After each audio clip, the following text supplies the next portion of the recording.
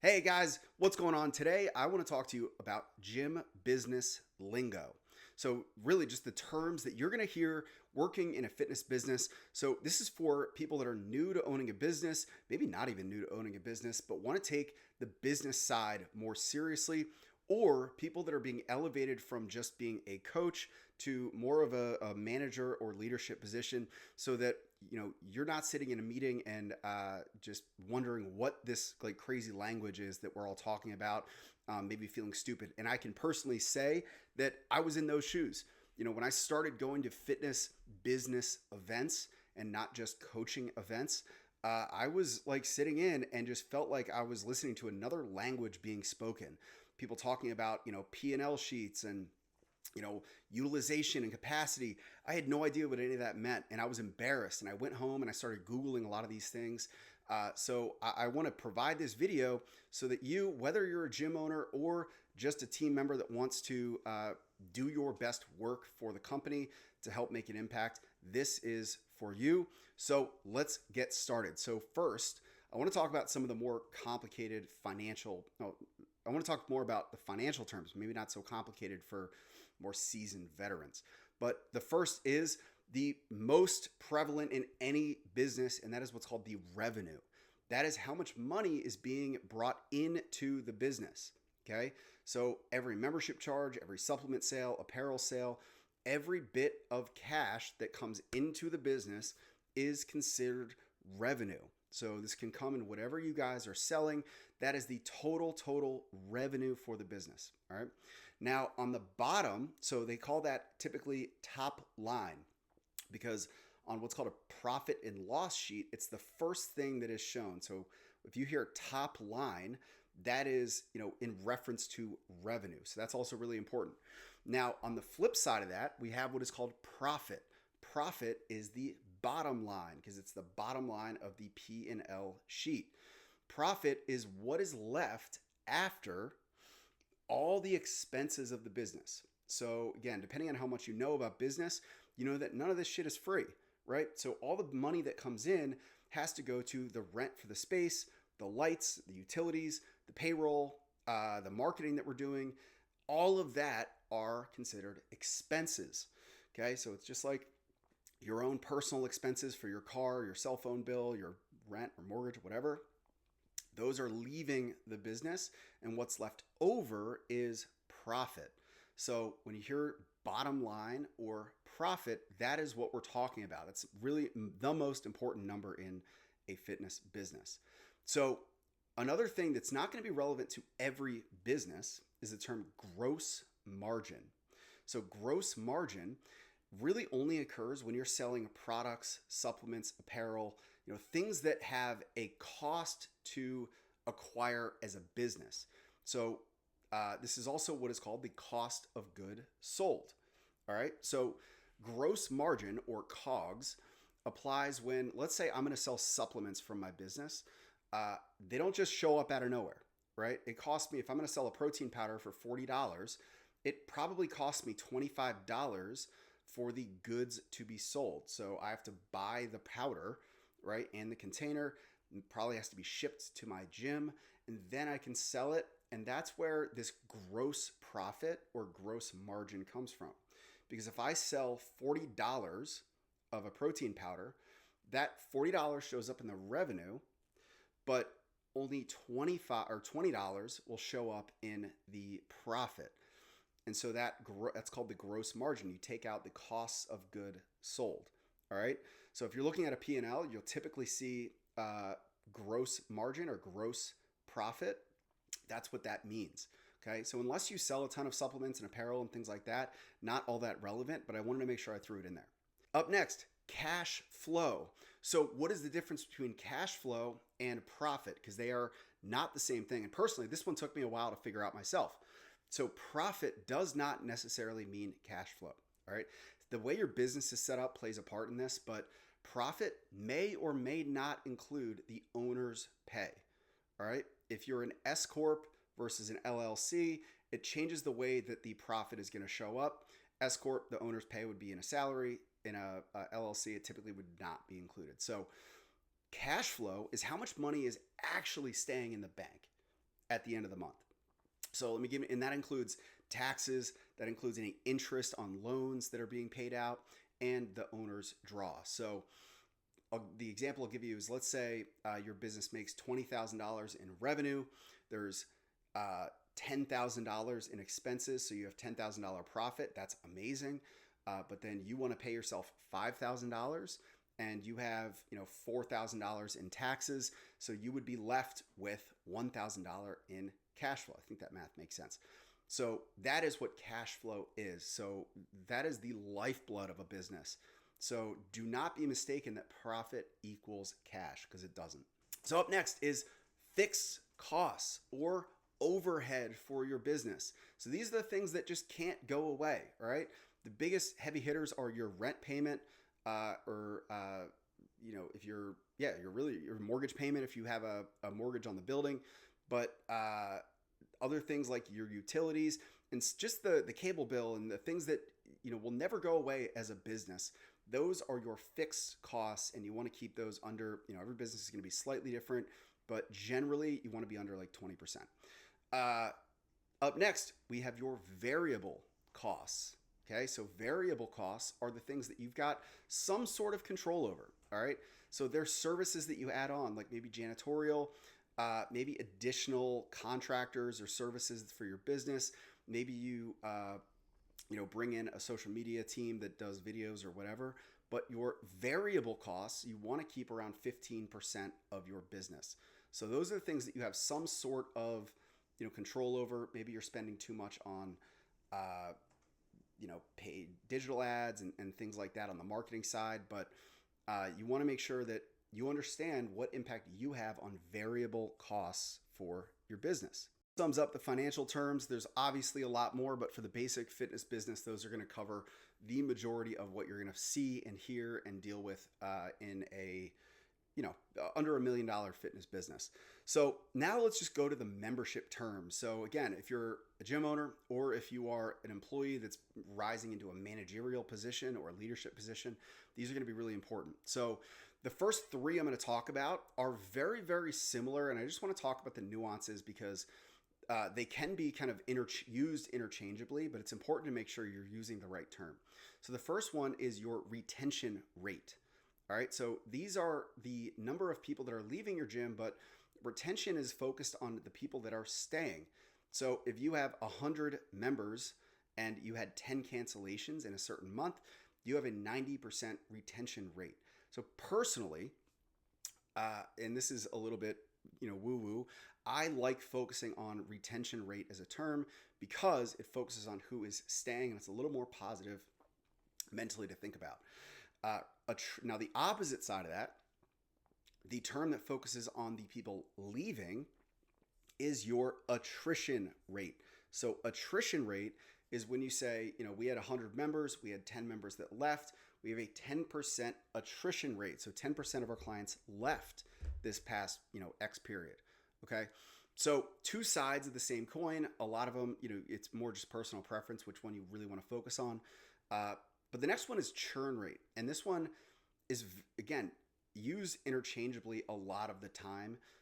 Churn rate is the turnover within a certain time period. So if you're measuring monthly or quarterly or annually, you want to look at the members at the start and at the end of that period, and then, how many people turned over in relation to that. So that's the churn rate. Okay. Again, all pretty much used interchangeably. So let's move on. Next, we have the LTV or lifetime value metric in your business. This is incredibly important. If you really want to impress your boss or really take your game to the next level, start looking at this number. So lifetime value is how much the average client spends during their time in the business.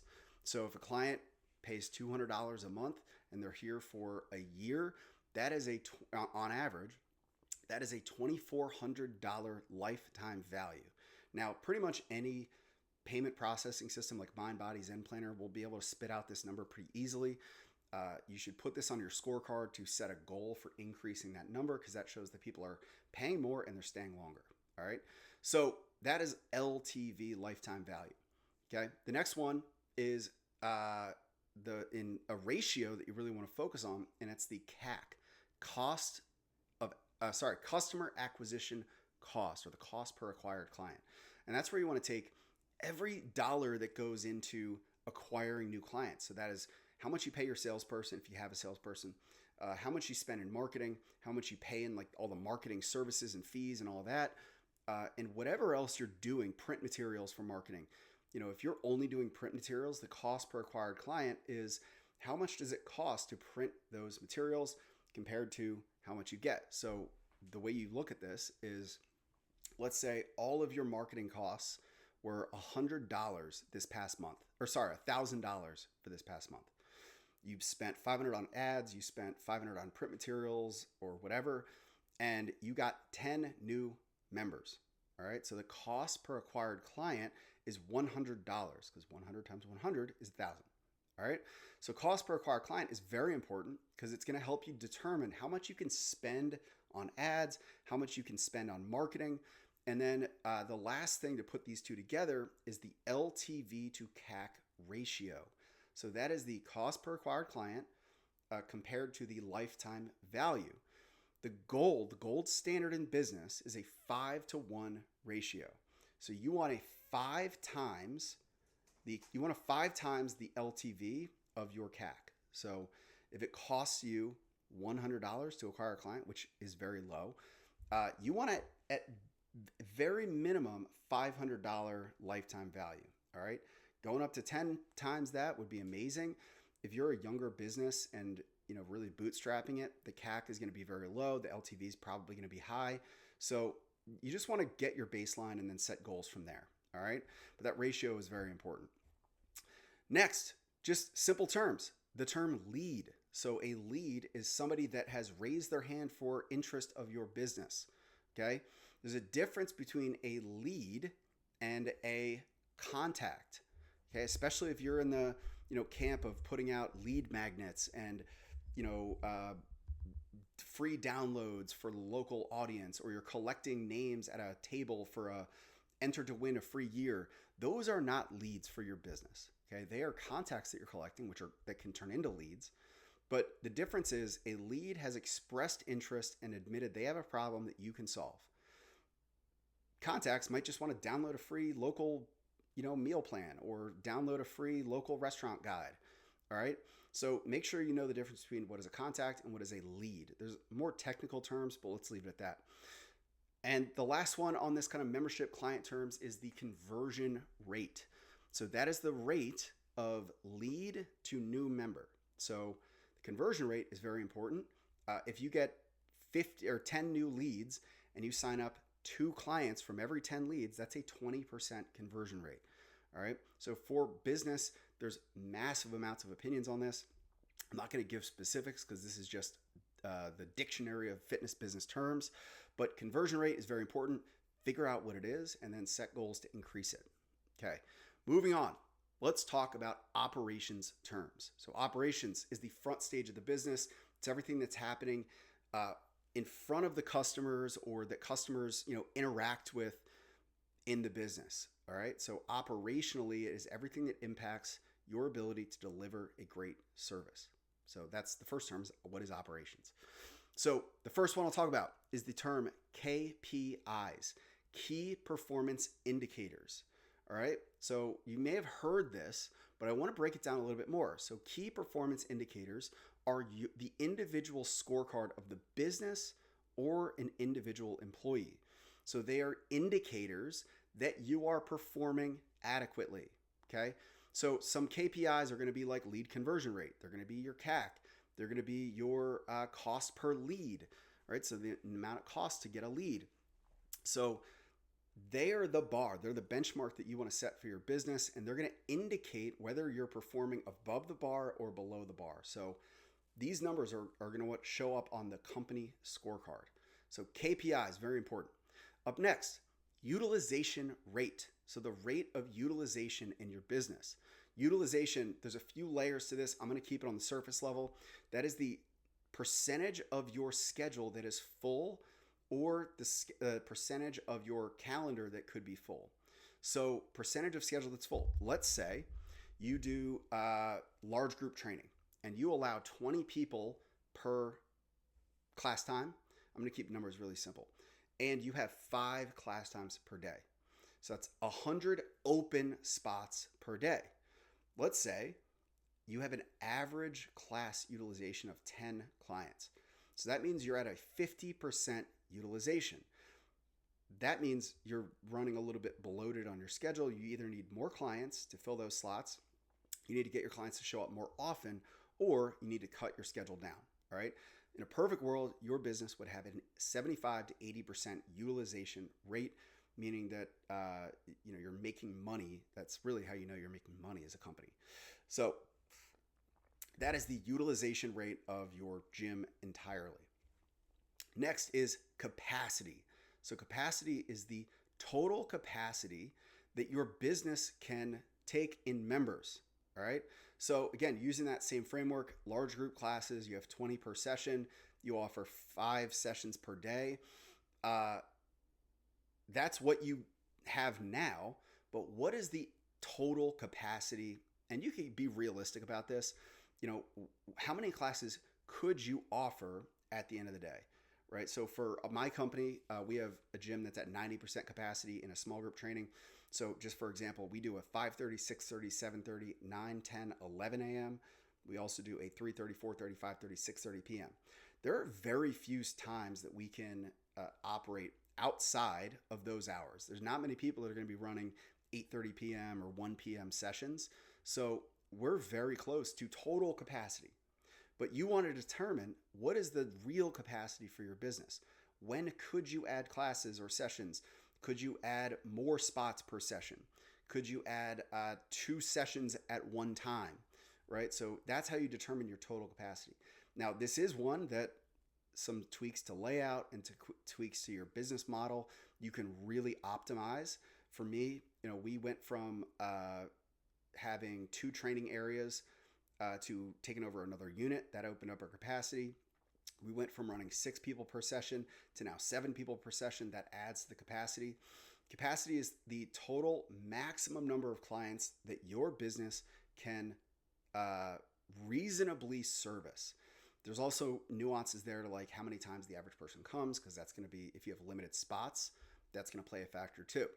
So that is how you determine your capacity. How many total maximum clients your gym can reasonably service. All right. Let's keep moving. Upselling. So upselling is a term for getting people to upgrade in their membership. So if somebody comes in and let's say they're coming 2 days a week for one membership rate and you upsell them to 3 or 4 days a week, that's a good thing for your business typically. So upselling is really important to increase that average revenue per member, which we'll talk about. Next, we have cross-selling. So it is not them showing up more often in the same service, right? So that's up. It is cross. So it is selling maybe a supplement to that person or getting them to bring their athlete into the gym. So cross-selling is supplements, apparel, or other ancillary services. Maybe it's nutrition coaching or something else that you sell. Okay, so having more services can get cross-selling on the table. Next, opportunity cost. So opportunity cost is the cost of pursuing a new opportunity. And this shows up, there's a lot of ways that this can show up. The way that I like to look at it is in time and in finances, right? And in return on that time. So let's say you are a adult fitness gym, right? You got maybe small group personal training, and you're like, you get this idea and you're like, you know what? I really want to train athletes. Let's run an athlete program. All right. So there's not only the financial cost of, maybe having to hire somebody, maybe having to run new ads and increase your ad spend, maybe getting new equipment for athletes. So that's financial opportunity cost. But there's also the time away from your adult business. So when you shift all of your messaging to athletes, how many people on the adult side are you not able to gain? Because they might stumble upon your website and they're like, oh, wow, I really wanted an adult gym, but this looks like they do athletes and adults. Maybe that's not the perfect fit for me. So opportunity cost can show up in a lot of different ways. Just make sure you're taking that into account when you pursue anything outside your key demographic. Okay. Uh, the next one on operations terms is SOPs, standard operating procedures. So these are the written documentation of how things are done in your business. Early on, there's not a lot of people that are doing these. But again, if you want to impress your boss or take your business to the next level, start documenting how the best performing people are doing the thing that they do. So if you've got a guy that closes every single trial and they just like have 100%, everybody that comes to train with them, they sign them up on the spot. Document, like study that person, document everything that they're doing, put it onto one sheet, and put that into the archives of how we do business. And that becomes a standard operating procedure that you now can train anybody else on. Okay. So anything that is not written down or developed a process around needs to become an SOP for your business. And these are typically living documents that you can update in the future, but make sure it's written down one time at least. So let's go into marketing and sales terms. So the first one is the most basic. That is what's called your target market. Your target market are the hyper focus of this company. So you want to really niche down and do who you work with and who you don't, because people are looking for the solution to their problem. So a mentor of mine had something called the library test, and he was a baseball coach, and he said, if I wanted to learn how to throw a curveball, and I went to the library and I saw one book that was the everything you need to know about playing baseball book, and it was this massive book. Or you saw a 100-page book that said everything you need to know about hitting a curveball. What book do you think the person was going to buy? They're going to buy the smaller book that is on one specific topic. So that is what you really want to determine, is who is the exact person that you want to help. That is your target market. It typically has to do with the age, the income level, the problems that they have that you can solve, their fitness level, where they go to, what they do for work, where they spend their time in the community. That is your target market. All right. So next is the value proposition, or the unique selling proposition for your gym. So the master of all, or the jack of all trades, the master of none. You need a unique selling proposition for your business, something that you can plant your flag on, saying that we are the best in town. You can't be the best in town at adult performance and fat loss and athletes and optimizing your wellness. You got to choose. You don't have to, but I would advise you to choose one place that you can plant your flag, saying that if you want to blank, this is where you go. Okay, so my gym, we are the best gym for people over 40 that want to lose fat and increase their energy. All right, we don't focus on young 20-somes. We don't focus on people that want to run marathons or triathletes. We'll work with them, but our unique selling proposition, it is specifically designed for the over 40 fat loss population. All right, so unique selling proposition is what is unique and how do you deliver it that is unique. Next, return on investment. So return on investment is just what you're getting from money that you're putting out. All right, so everything that you put out should have some sort of return, and that return should be financially. So if you're paying money in Facebook ads, you want to know what money is coming in from that, right? If you're putting money out for a service or a new piece of equipment, what is the return on that? Some people make the mistake of thinking that a belt squat is going to solve their problems, but you need the financial return on that. If I buy this belt squat, how does that reflect on a return on investment for my business, right? If you have people that are like, I'm going to pay you for the belt squat, then yes, absolutely. All right. Another really big one that we use in my business that we always have to justify is an in-body scan. So we don't charge for the in-body. All right. So an in-body is about $10,000 piece of medical equipment. We don't charge for it, but I can confidently say that the return on investment is in our retention. It's in the ability to highlight client results, and it's a value add for the upfront purchase. So that's how we justify the return on investment. Very similar term, ROAS, return on ad spend. So ROAS is really, the bread and butter of the marketing professional. Okay, so if you have a marketing person or you use an agency, ROAS is the return on your ad spend. So again, if you put out $1,000 in Facebook ads, you take how many clients you got, and you also need to have your LTV, your lifetime value for this. So not only how many they bought up front, but when you know that your lifetime value is $2,000 for a client, it's $200, they stay 10 months. You want to take, all right, for $1,000, we got one client. So I know they're going to on average stay for $2,000 worth of services. That is whatever that is, 20 to 1 ROAS, right? Or sorry, 2 to 1 ROAS. That's a little low, right? You typically want a 4 to 6% or 6 to 1 ratio on ROAS, return on ad spend. So for every one, in that case, for every $1,000 you spend, you want to sign up 2 to 3 clients at $2,000 LTV. Hope that makes sense. So return on ad spend compiles the lifetime value of the client. So that's the important differentiator, because the next term is cost per lead. So cost per lead is different from cost per acquired client, because the cost per lead is before they become a client.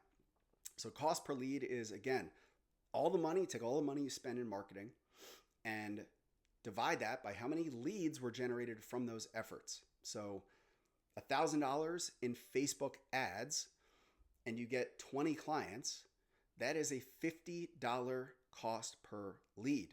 So this plays into that whole picture of cost per acquired client, the LTV to CAC ratio, the return on ad spend, but it's a very specific metric. So cost per lead is the amount of leads you get for whatever cost. All right. So my goal as a business these days in 2020, almost 2025, is between a $20 and $30 cost per lead for digital ads. All right. So that's how you determine your cost per lead. Next is a landing page or squeeze page.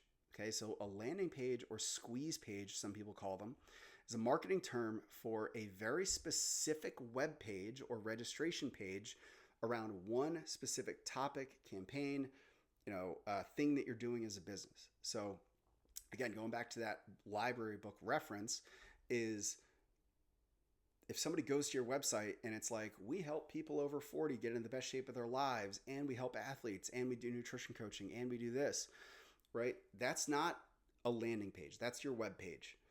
A landing page is where if you run a Fit Over 40 fat loss challenge, you have a specific page that all they focus on is that. Every image is over 40 fat loss. Your testimonials are people in their 40s and 50s. You have you're squeezing them into one door to register for this program. All right. Typically you would get a domain name for it, but you would use, some kind of landing page or funnel builder for that. So landing pages are very effective at, getting very specific, having the audience go to one page and take one single action. So another layer of this is what is called a funnel. So a funnel is a series of landing pages. So let's say a funnel is like going from the most broad, lowest barrier of entry, squeezing them into typically more commitment or bigger actions to take. But a funnel may look like this. It says, hey, download our free landing page for our free meal plan for people over 40. They download that. It takes them to another page and it says, wait, come in to try our over 40 fat loss program for $1 for 1 week. Okay, so you're squeezing them to a little bit higher action. Now they're paying for something. And let's say they say yes to that. Then it goes to maybe it's, hey, buy our over 40 supplement package, with the bundle of supplements for people over 40, right? Higher ticket, more commitment. And then maybe the last one is like, buy your first year for free, right? That's a very basic off the top of my head, the way a funnel may work. But the funnel's action is to go from capturing the most to then earning more and getting more niched as it goes down, all right? Leading to memberships, all right? So next, we have the call to action. So marketing term, again, every piece of marketing that you put out generally wants to have a call to action. So one specific thing that you want them to do, right? Too many people make the mistake of putting marketing materials out and there's no call to action, or there's a million calls to action and it's not specific enough. So the no call to action is just like, hey, we've got this program, like, great, isn't that great? And then it ends, right? There's no like very specific direct thing. It says, message us to redeem, or click this button to sign up, or call this number to learn more, scan this QR code. That is a call to action, needs to be in there. The other mistake is people make too many calls to action. So too many calls to action basically means that you say like, hey, here's our program, give us a call or send us an email or click this button, right? Too many areas of entry is going to lead to balls getting dropped, people not knowing which one to choose, so they don't do any of them, right? It's called the paradox of choice. So that's, the call to action is the specific one action you want everybody to take for that offer, all right? Next is what's called the hurdle rate. So similar to opportunity cost, the hurdle rate is what do you need to bring in if you pursue a new revenue stream or a new program or opportunity. Okay, so you want to personally determine what the hurdle rate must be. So it's what do you have to get over in terms of return on investment for this to make sense. So for my business, I use two filters for this. The first one is a percentage. I need a 20 to 30% return as my hurdle rate.